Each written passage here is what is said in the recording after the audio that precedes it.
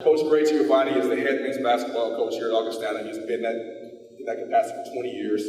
He's won over 500 games, and in fact, over the last 5 years, he's led Augustana to more wins in the NCAA tournament than any program at any level in America.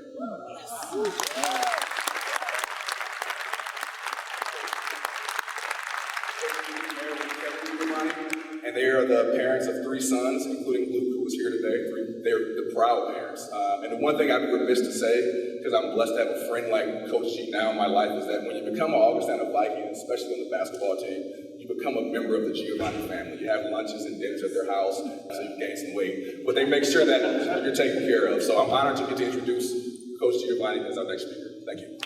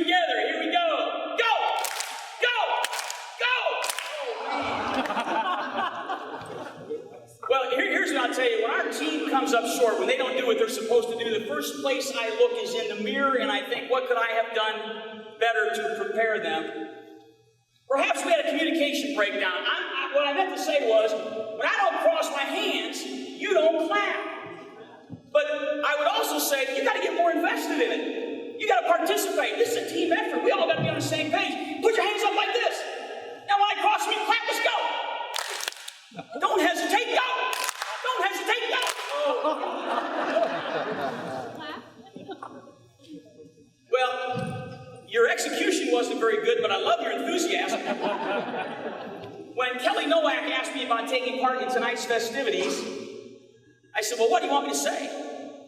She said, I don't know, just fire them up. Just fire them up like you do at halftime or during a timeout. Well, here's the problem with that. Our halftime talks can really vary.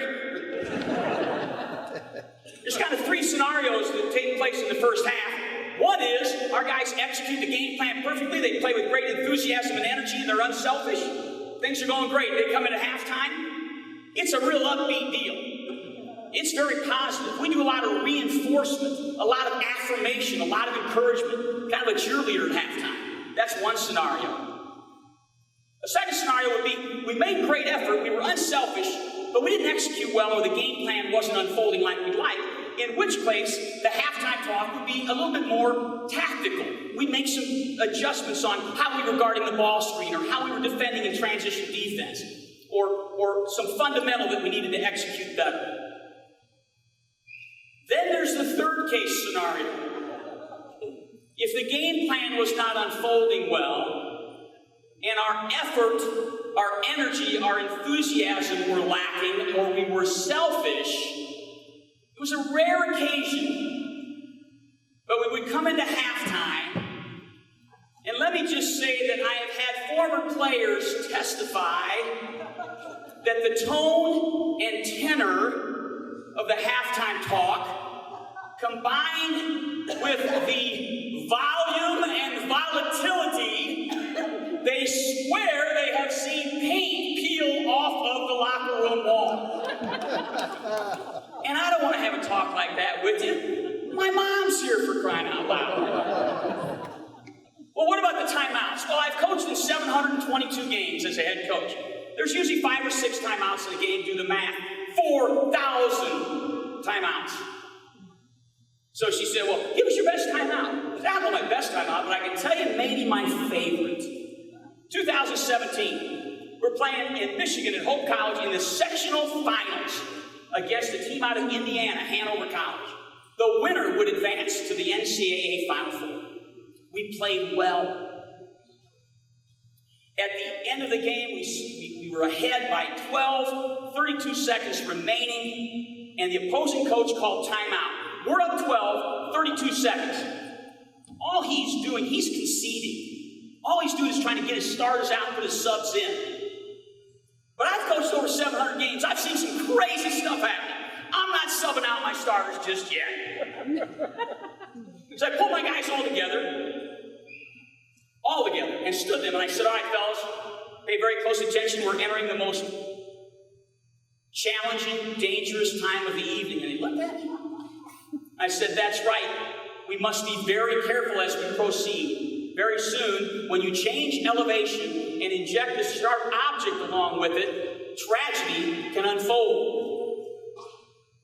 I said, that's right. As you ascend those stairs, carrying those scissors, and it dawned on me, I was talking about how we were going to be cutting down the nets. And in unison, as they recognized where I was going, they squealed like a bunch of teenage girls at a Taylor Swift concert. And sure enough, later, it was all I could do to get it back on the court, run the clock out. Moments later, we were cutting down the nets and headed to the Final Four. That's the most fun time out I've had. But here's the thing about half times and timeouts. Halftime, I really physically only address our team for between 3.5 and 4 minutes. Timeouts vary from 30 seconds to 75 seconds. So I could give you my best halftime talk, my best timeout talk, and guess what, Kelly? We'd be done right now. And you asked me to go a little bit longer. So I will. I'll tell you my perspective about the young man you just heard from. 2004, I'm at a high school holiday basketball tournament between Christmas and New Year's. The Pekin Holiday Classic, 32 teams, great high school basketball. 3 sessions, morning, afternoon, and night. In the afternoon, a high school coach approached me that I had great respect for, a guy named Mike Flaherty. He said, Coach G, I think I got a guy for you. I said, really? Tell me about him. He said, well, he's 6'6", he's really skinny, he's really weak, he doesn't get much done yet, but he's got a really good attitude, and I think he'd fit in great with you. And I'm thinking, that's not a great recommendation. But all right, I'll stick around, I'll watch the game this evening, and sure enough, I watched Dalton Thornridge, and out comes this Chandler Collins kid. I did a double take in my program, make sure I was watching the right guy. And you know what? He was skinny, he was weak, he didn't get much done. But he was bright-eyed and had this energy about him and interacted great with his teammates. And you could tell he was just a tremendous attitude. I thought, I got to get to know this guy better. So after the season, I invited myself into Glenn and Linda's home. And it didn't take long to figure out. Pretty special family. Faith-based, valued family, great work ethic, humility. And I couldn't help but notice his dad was a big guy. Moved like an athlete. And then during the course of our conversation, I learned his mom was a great college player in Louisiana. And I thought, oh, I want this guy. The DNA of the mom, that's the key.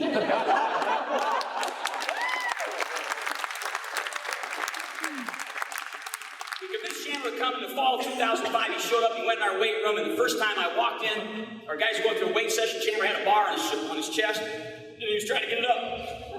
And it was kind of wavering, which is not unusual for a freshman. The only thing that was unique about this situation is there was no weight on the ends of the bar.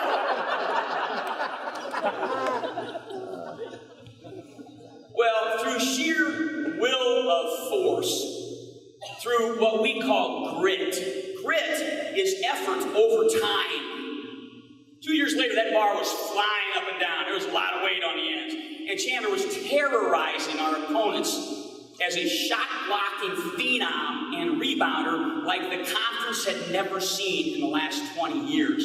His junior and senior year, he led us to championship seasons, often averaging a double-double, double figures in rebounds, double figures in points. Unheard of. And in his last game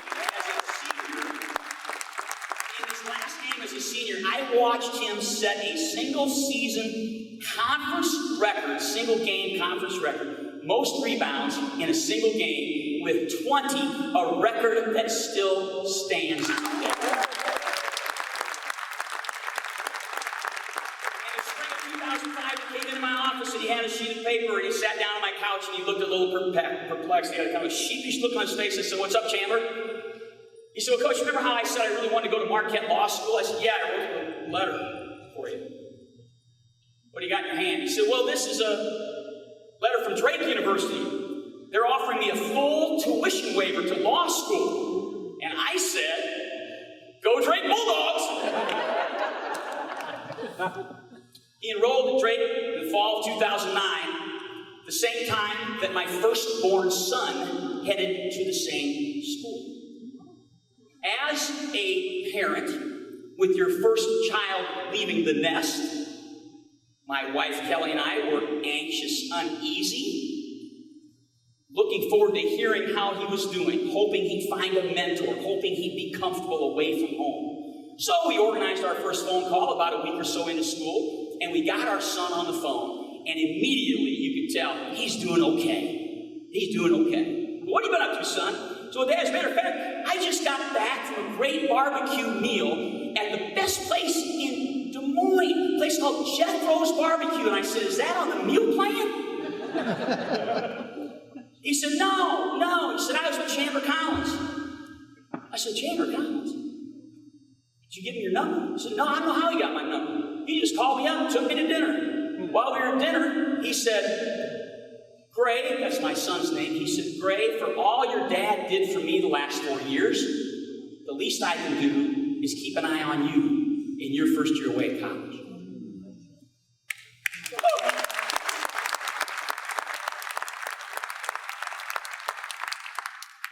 2017, as Chandler said, my wife Kelly and I had the great honor and privilege of being present when Chandler and his wife Mary exchanged their vows with his parents there, and Chandler, as he said, was flanked by an army of Augustana alums on his special day.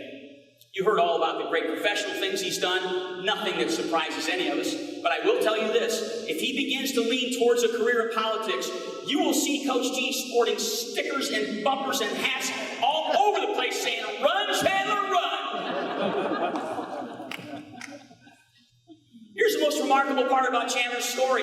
It's not uncommon. I could tell you dozens of stories like his. Young people that came to Augustana and were transformed and went on to live great lives of distinction. So I think you got to ask, what's happening here? What's going on? Well, here's what I would contend. Augustana is attractive to young people and their families that have potential and talent. And so these young people come to our campus as 17, 18-year-olds, and for 4 years they're surrounded by faculty, staff, administrators, coaches that teach them and advise them and model for them and nurture them and encourage them and challenge them. And 4 years later, they are transformed. They have a skill set, they have a self-awareness, and they have a moral compass that will lead them through the rest of their lives. That's what's going on here. This is the largest and most important file in my office.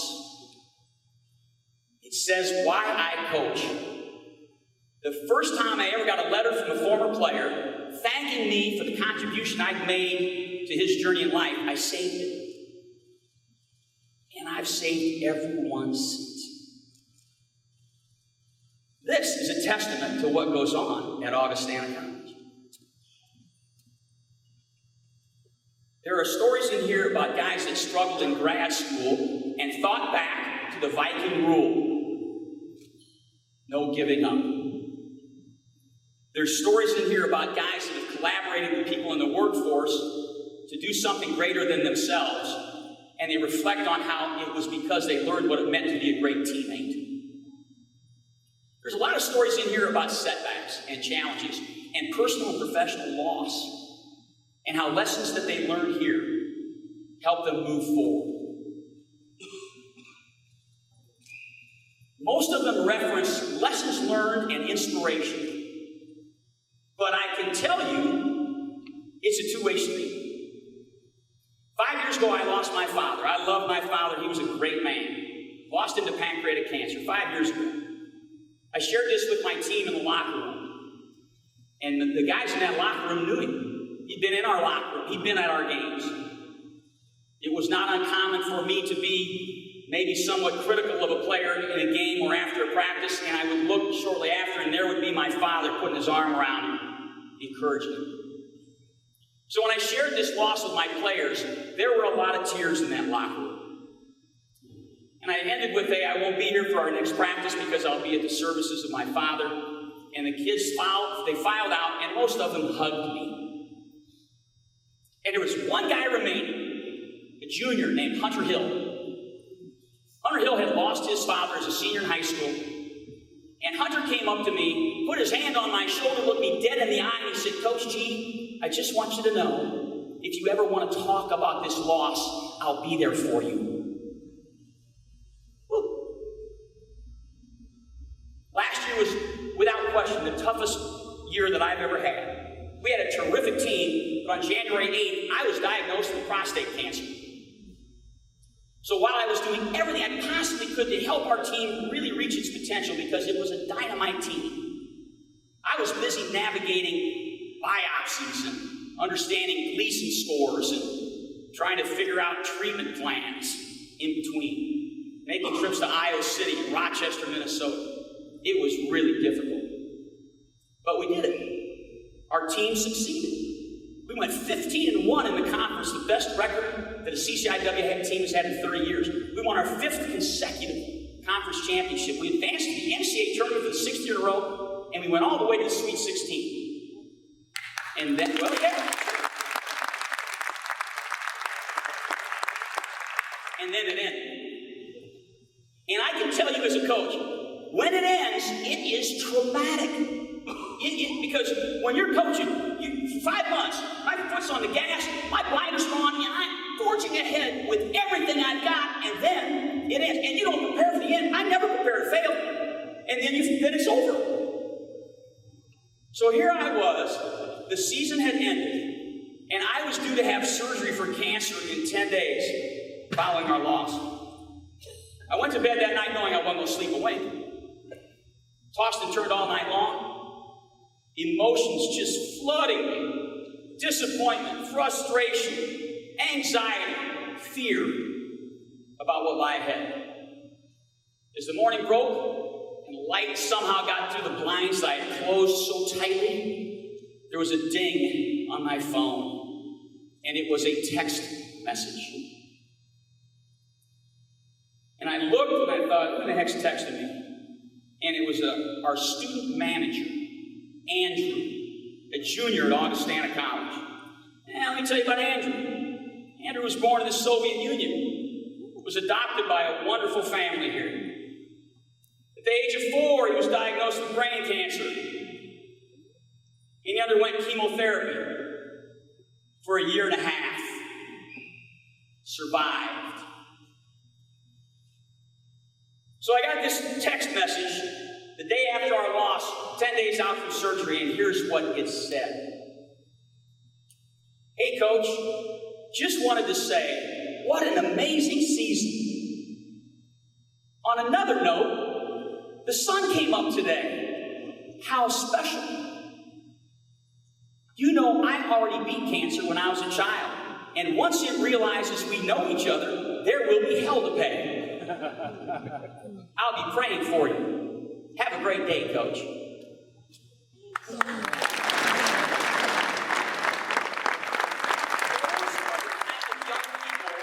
That attend Augustana College. I think that's why we're here. In the spring, as I was recovering from my surgery, in an effort to lift my spirits, get me out of the house, and reconnect with society, my wife got us 2 tickets to see Paul McCartney.